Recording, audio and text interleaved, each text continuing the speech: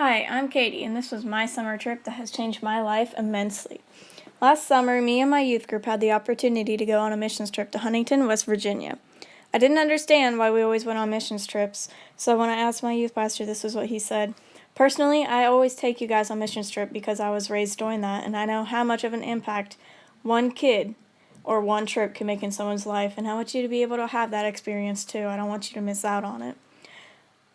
So on our way, when we pulled into the church, we saw a whole bunch of overcrowded houses that were dirty and not kept very well at all.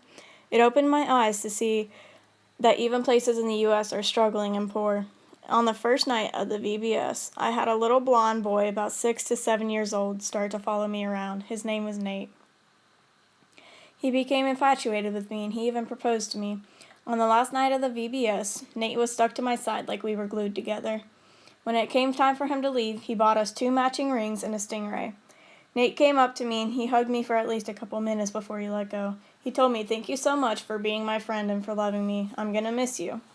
I started to tear up because just hearing those words made everything that I had done in that week worth it. When I looked up, he was running back and he was also crying. He wanted one last hug before he left for good. It almost seemed like that time slowed to a halt with realization hitting me that this would be the last time I would ever see Nate. I treasure that hug forever, and the picture of him smiling is etched in my mind. It's something that I will never forget. So I hugged him and I said that I loved him too. The greatest impact that this has had on me was how much I can change a life just by loving on one child. I couldn't imagine who I would be today without experiencing the love and the energy that Nate had brought to my summer. Because of Nate, I was shown that no matter what you do, you can always change a life. And if you get one thing from this video, please understand that you were born with the ability to change someone's life. Please don't waste it.